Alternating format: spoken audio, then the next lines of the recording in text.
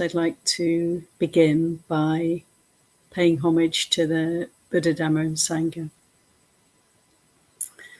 Namo tassa bhagavato arahato samma sambuddhassa. Namo tassa bhagavato arahato samma sambuddhassa. Namo tassa bhagavato arahato samma sambuddhassa. Buddham dhammam sangham namasami.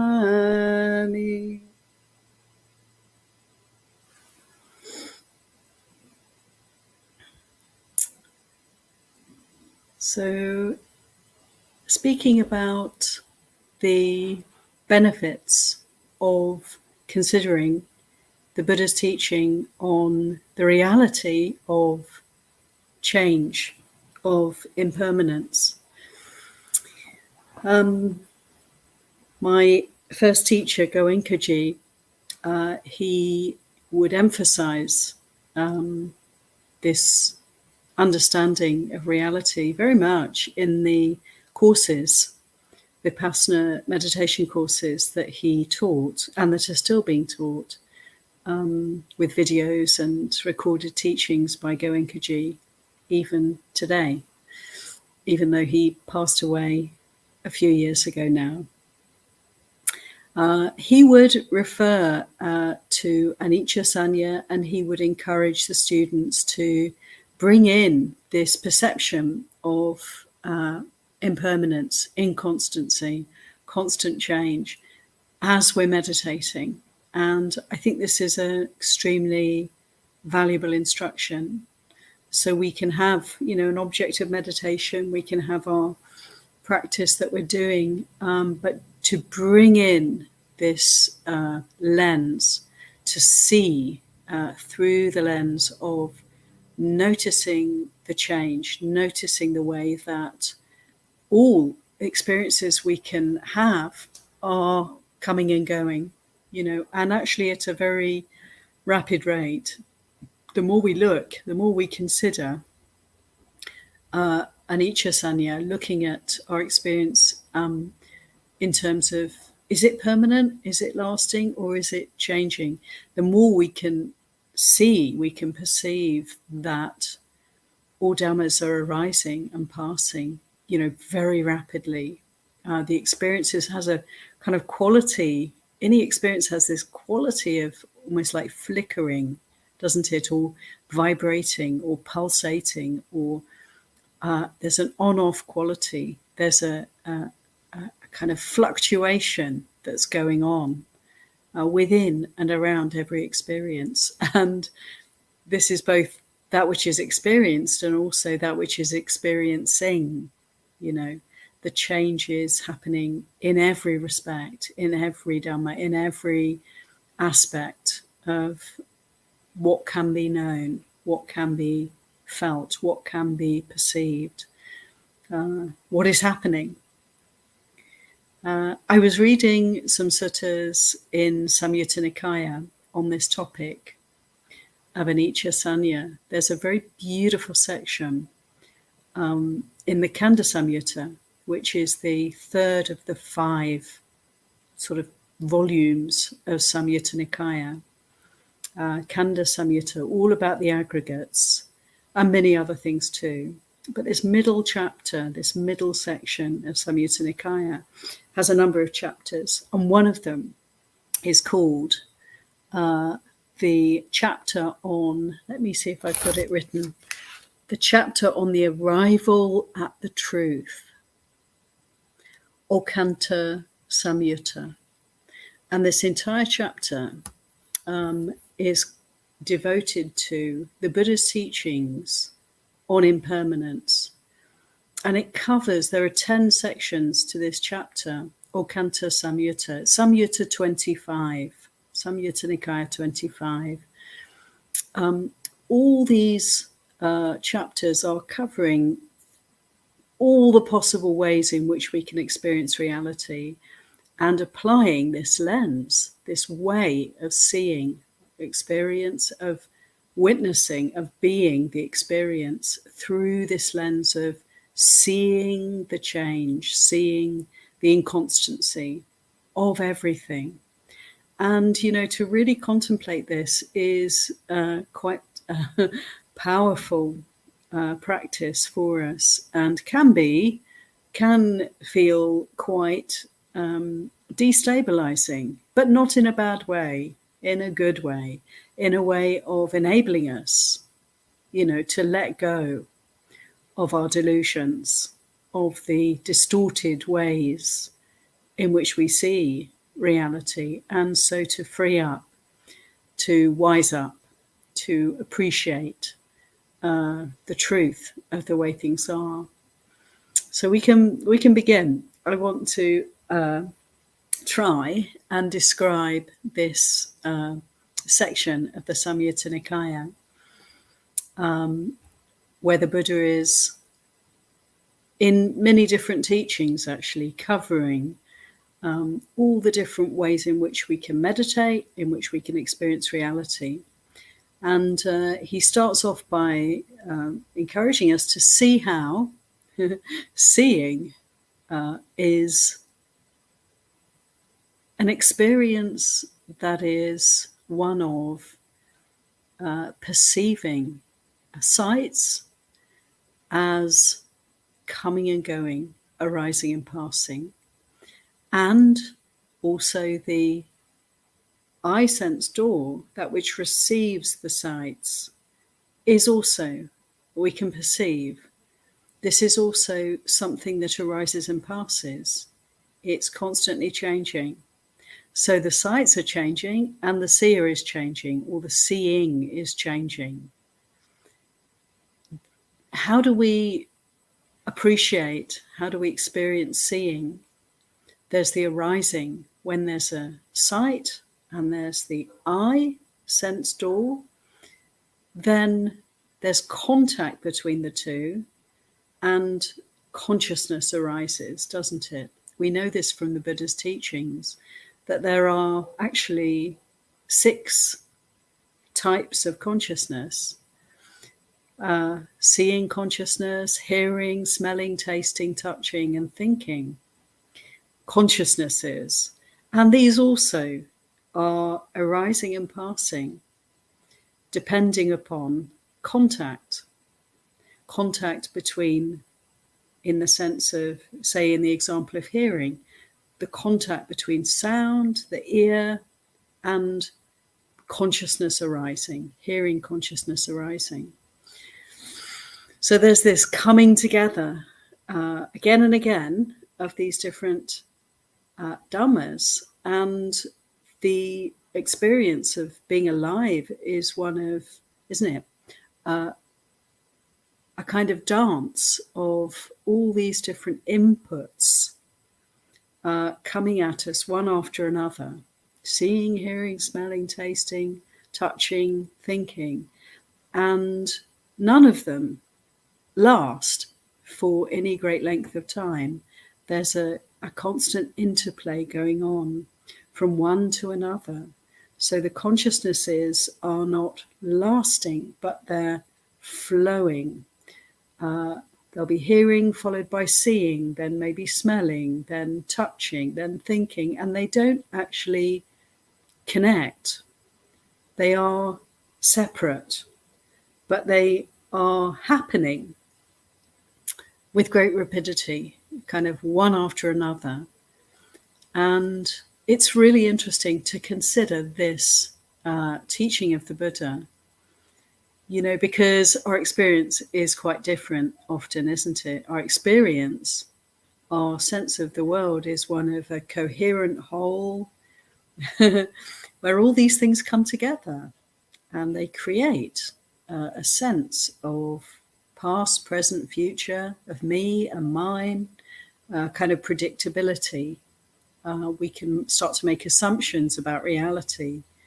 But when we really begin to practice meditation, we can start to perceive, we can start to feel out, to understand that actually our experience is something quite different, isn't it?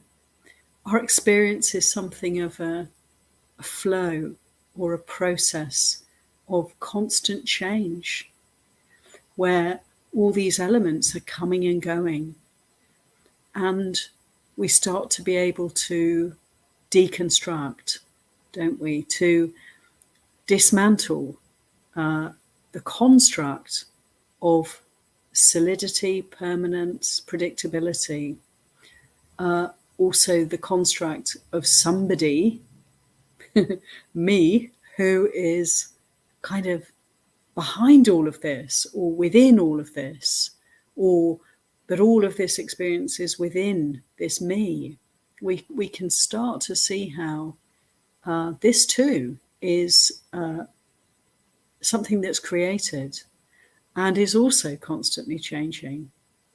We can start to notice the sense of self arising and passing, and not having a lasting, permanent quality to it at all. In these teachings in Samyutta 25, the Buddha also invites us to investigate, to examine. We have sense input, we have consciousness arising as a result, say seeing consciousness, due to contact between the object and the organ of sense and the consciousness. And then we can notice that what happens is often there's some kind of feeling that arises, some kind of sense of liking or disliking, pleasant, unpleasant, or just letting it flow by, neutral feeling. So we can see that there's this whole other dimension of experience that follows on from sense input, which is this kind of response. And we can notice that this too arises and passes. Feelings come and go. The Buddha described feeling as like bubbles on the surface of, say, a pond or a lake in the rain. It's raining, the droplets of water are hitting the surface of the body of water. And what happens? The bubbles form. They arise and pass so quickly. It's a constant stream of droplets coming down from the heavens to hit the surface of the water. And the bubbles come and go, come and go, come and go. Don't last for any length of time.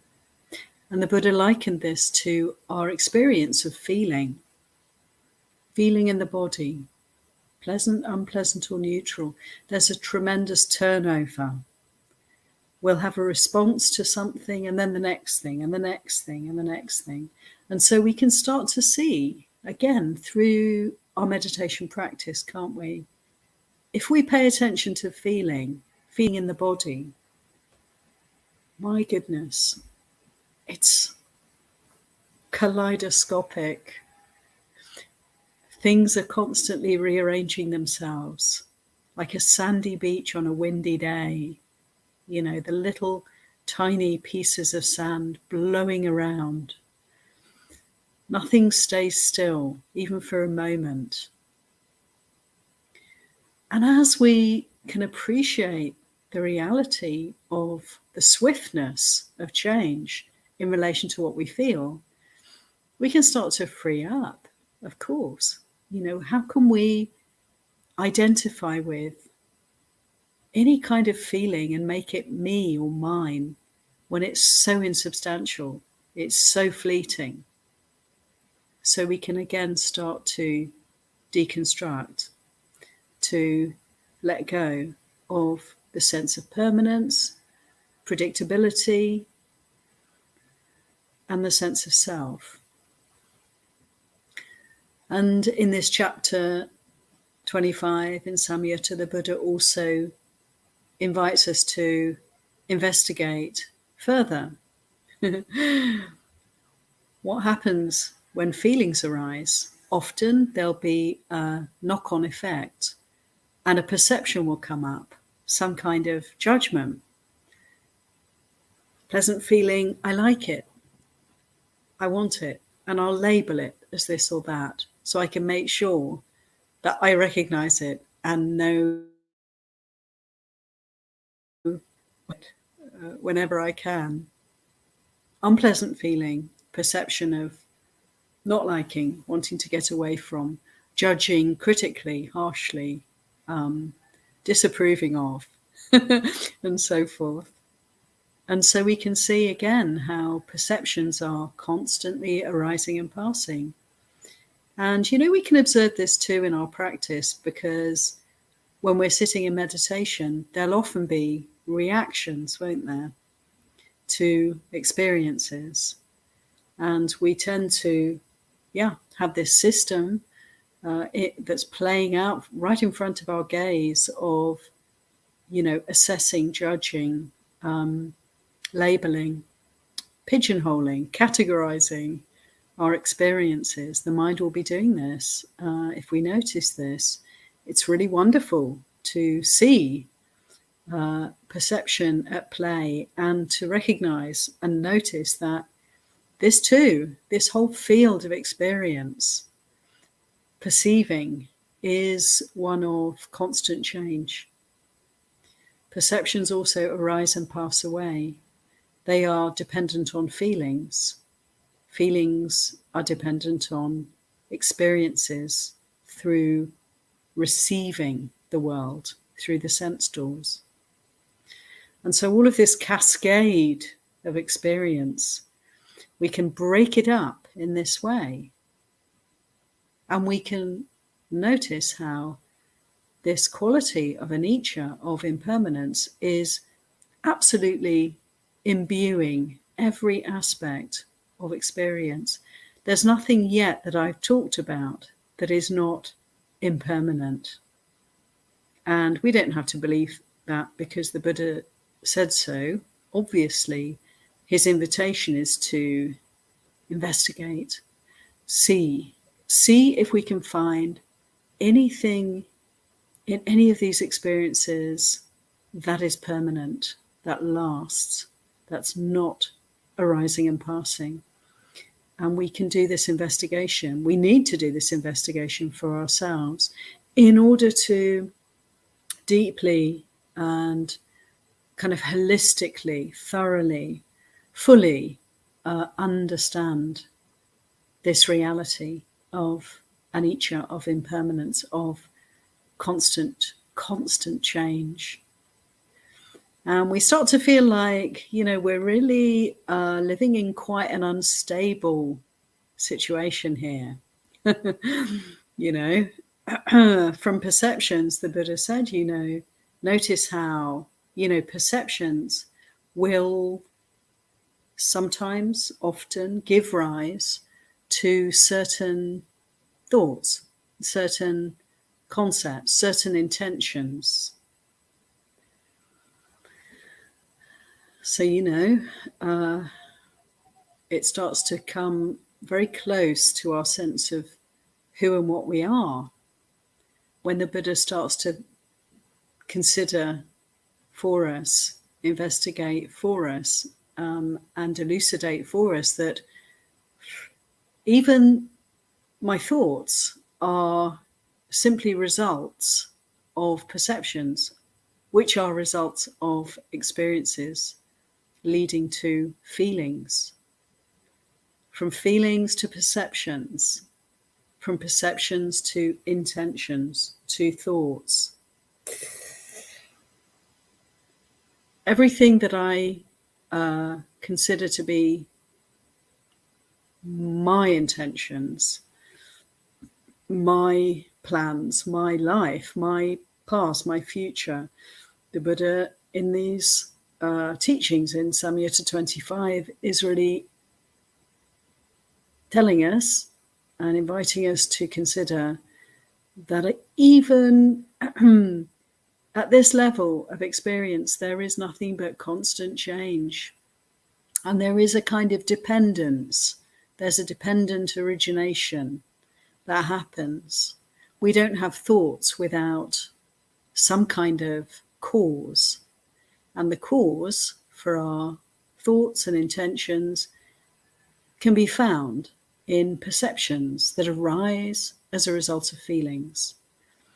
So we can start to really free up and let go of the sense of agency. If we see clearly, if we're willing to investigate deeply, we can see that all our sense of will, our sense of purpose, our sense of what we're doing in the world can be broken down and can be seen as dependent upon experience. And experience itself, we could say, is dependent upon the karma, the karmic predicament that we're in. So there is cause and effect, and there is nothing personal in that. There's a playing out of dhammas. And the beauty of this, of course, is that we can begin to let go, deeply let go of anything that's tethering us to samsara, anything that's imprisoning us in this world of suffering. You know, it's an amazing journey, isn't it? And it's a journey towards ever greater uncertainty, ever greater openness of mind and heart,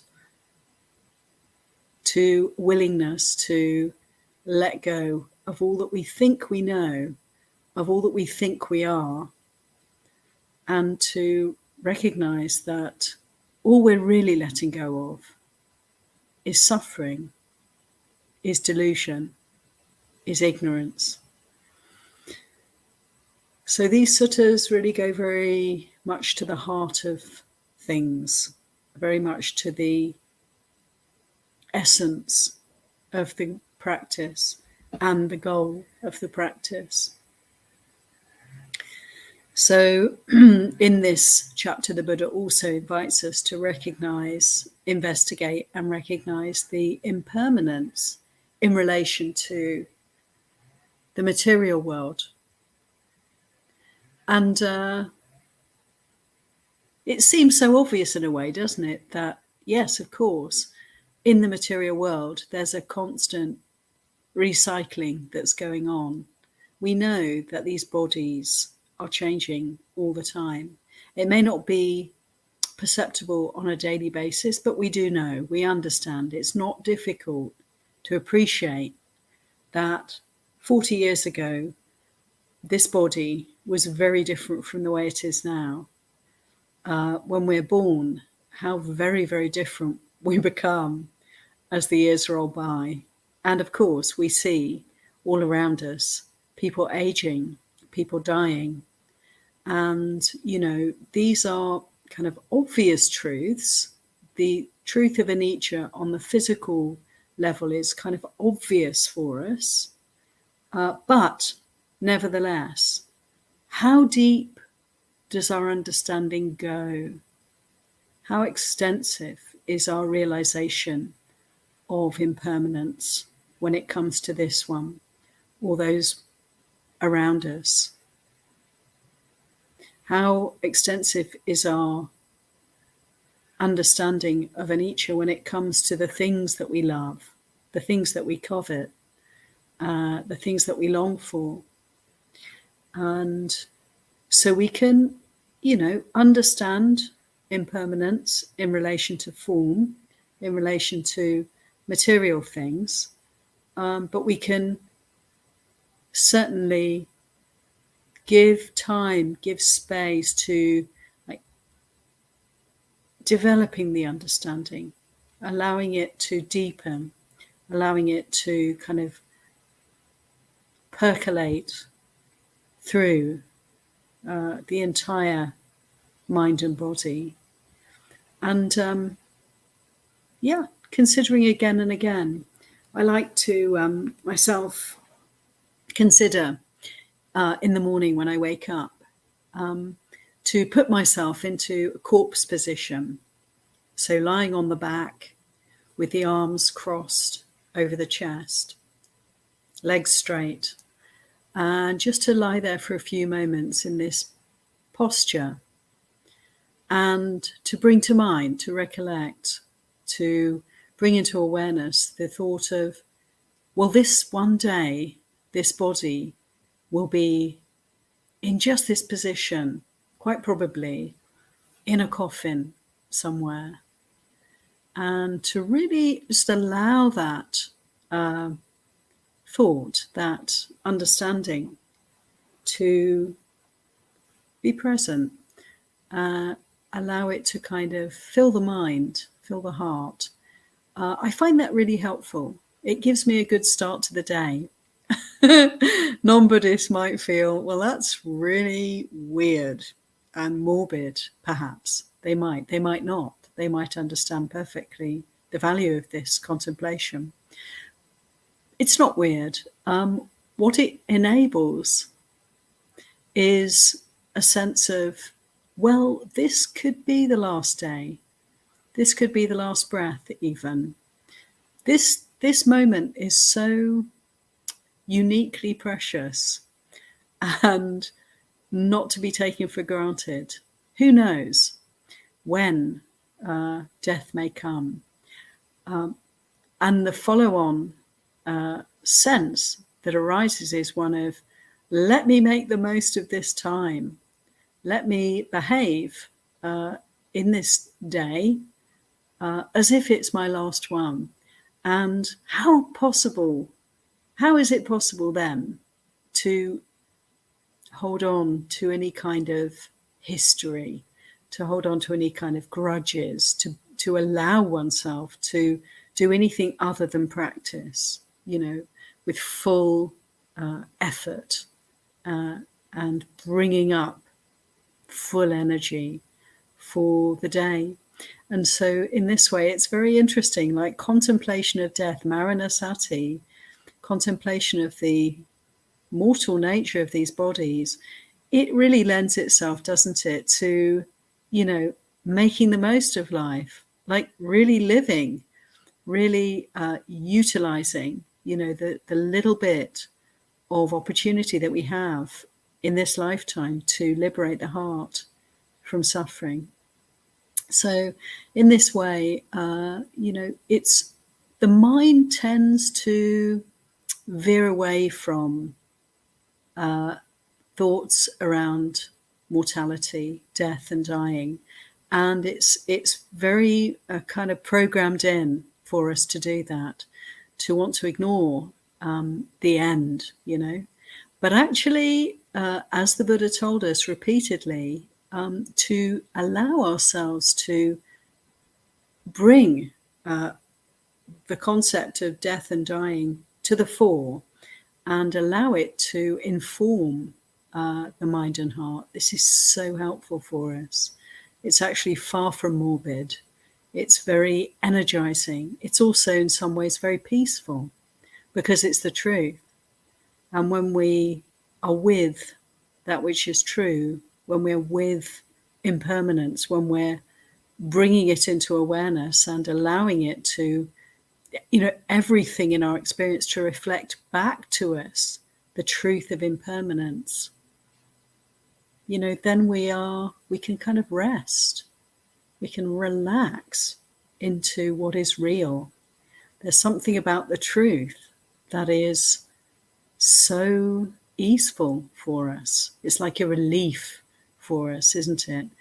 Like a person who's been parched with thirst, roving around in the desert of delusion, of believing there's permanence when there simply isn't, believing that there's somebody here when there simply isn't, to actually come then to something like a beautiful oasis, a clear, fresh source of water, and to be able to slake that thirst, drink the water, drink the beautiful, true, essence of the Dharma, and allow ourselves to be refreshed by the truth of impermanence, by the inevitability of death. These are refreshing, in many ways comforting contemplations, because they're true.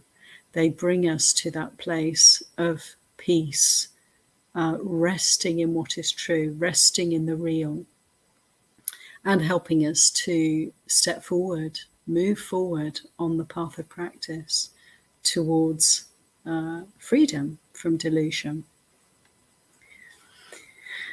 So in these teachings, where the Buddha, as I've explained, is speaking to us of impermanence and inviting us to see all our experience in its reality, in its nature of constant change, seeing, hearing, smelling, tasting, touching, the consciousnesses that arise as a result of these sense experiences, the feelings that arise, the perceptions that arise, the intentions and thoughts that arise, seeing all of these as, each and every one of them, as changing, arising and passing, being rapidly replaced by another experience and another experience.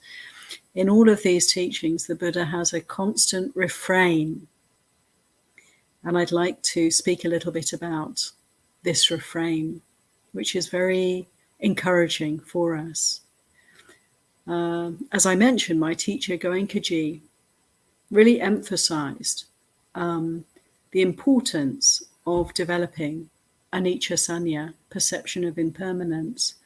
And reading these suttas has really helped me to appreciate all the more his approach, because the Buddha says in this section of Samyutta Nikāya, number 25, he says, considering this teaching that I'm giving on impermanence in relation to all these different experiences, he said, a person can accept these teachings with wisdom, and in their accepting the teachings, they can start to develop this understanding. Or, he said, another kind of person will follow these teachings by hearing them and by arousing faith, by having a sense of giving time, giving space, giving credence to these teachings. This kind of person is a follower by faith. There's the followers by wisdom, and there are the followers by faith. And the very interesting thing in these teachings is that the Buddha is really saying that either way, whether you apply your wisdom to appreciate the truth of change, constant change, or whether you believe what I'm saying and are willing to give credence to this possibility, to check it out for yourselves. Either way, he says, one becomes sappurisa bhumi. One becomes a person who's standing on the ground of those who are good persons, good people. One leaves the territory or the ground of those who are ordinary people, ignorant people, people who don't understand the way things are. Puthujjana. One is leaving the ground of the puthujjana, of the ordinary folk, and one is stepping into the territory of the good, of those who are good people. So that's very interesting, because there's a sense then of, there's a kind of change of lineage that can come about if we're willing to apply this understanding, this possibility, to consider and investigate and bring in the understanding of impermanence, of aniccasaññā. If we can do this, if we can bring this into our practice day by day, session by session, experience by experience, then we are moving from the realm of the ordinary person to the good person, the practitioner, the sappurisa bhumi. We're standing on the firm ground of the good person. So this is something really quite encouraging. And the Buddha also says in the refrain to each of these teachings that there is an inevitability that we will be walking on the right way. So there's no deviation possible from the path if we have this concept, this reality of change in the mind, in our kind of repertoire of practices. If we keep bringing in the awareness of change, of impermanence, then there's an inevitability to our practice. I find that really uplifting. The word is samata niyama, which Bhante Sujato translates as an inevitability. It means, samatha means rightness, and niyama means certainty. So, if we can cultivate the awareness of change, then this is setting us on course and inexorably moving us in the right direction, the direction of Nibbāna. And indeed, the Buddha goes on to say in these teachings that such a person cannot do anything that will lead to a lower rebirth.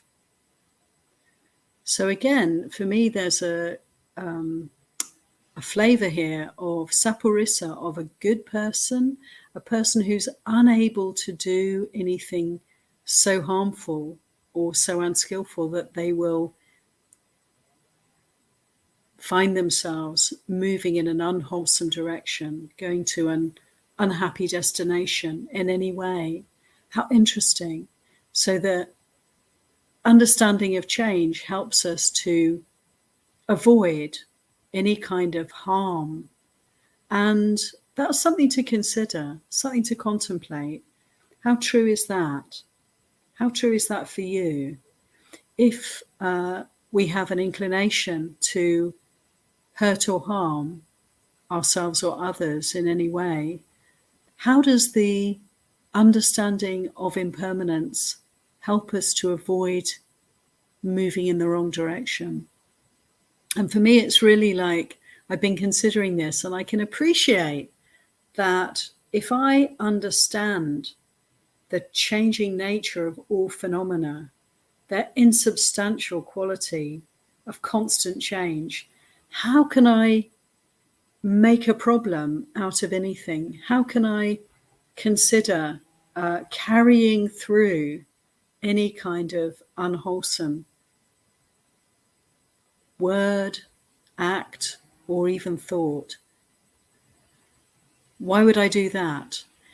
And the sense I get is that when we are really aware of change and really noticing the arising and passing, then we let go. We let go very quickly.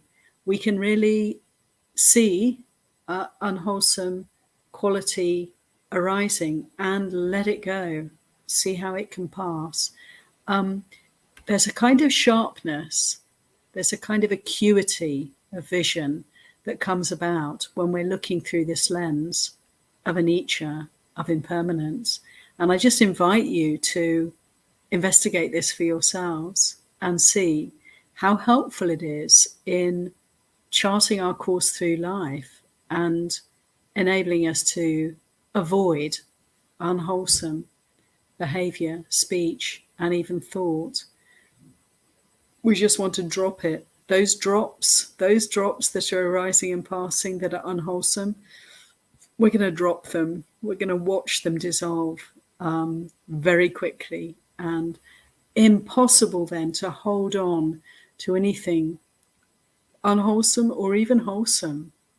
But we'll be particularly on the ball when it comes to any kind of inclination or tendency to make more of unwholesomeness, to make more of reactivity, to allow any kind of negative response to have a life, to have any permanence in our hearts, to grow in our hearts. With aniccasaññā, with awareness of change, we're able to let go very quickly and to be very vigilant in this way. And so in these teachings, the Buddha says, yes, such a person who is through faith or through wisdom, cultivating the awareness of anicca, of change, such a person is not going to do anything, is not going to fall for any negative roots, unwholesome roots that will lead to a lower rebirth, that will lead to a darker future, that will lead to any kind of unhappiness as a consequence. So how uplifting is that? How encouraging is that? And then the culmination of these teachings, which is really quite amazing for me to take on board, is the Buddha says, such a person who cultivates awareness of change, is unable to die without attaining stream entry. So this is a significant teaching for us. It's a doorway to the development of path, to the point where we are, as it says in these teachings a little earlier, inexorably, inevitably moving in the right direction. We're not only moving in the right direction, but we're moving towards stream entry within this very lifetime. And so this is something that, for me, brings these teachings into very stark relief. They're very significant for us. Let us take heart. Let us consider the importance of developing the awareness of change, of impermanence, of the insubstantial nature of all these experiences that the Buddha has described for us. Basically, all the ways in which we can experience the world. Let's consider, therefore, every experience has the quality of impermanence, uncertainty, insubstantiality. And in this way, we can see how relatively easy it becomes to move through, let go, discard any sense of permanence, any sense of ownership, any sense of self, and to free up, to be able to observe life flowing on by, and to recognize that all of it is simply that, simply a flow. And not only that, but to bring the attention to bear on that which is observing, and to recognize that, this consciousness too, this experience of consciousness is one of constant change also, arising and passing also. And in this way, we can really root out the unclear seeing, the deluded seeing that gives us any kind of sense of something lasting here. What a relief. What a relief to put that down. What a relief to let go of absolutely every experience and every concept and every tether that's trying to tie us up in knots of delusion, to let them all go, to let it all go, and simply to be able to move towards the ultimate happiness and peace of Nibbāna. Everyone.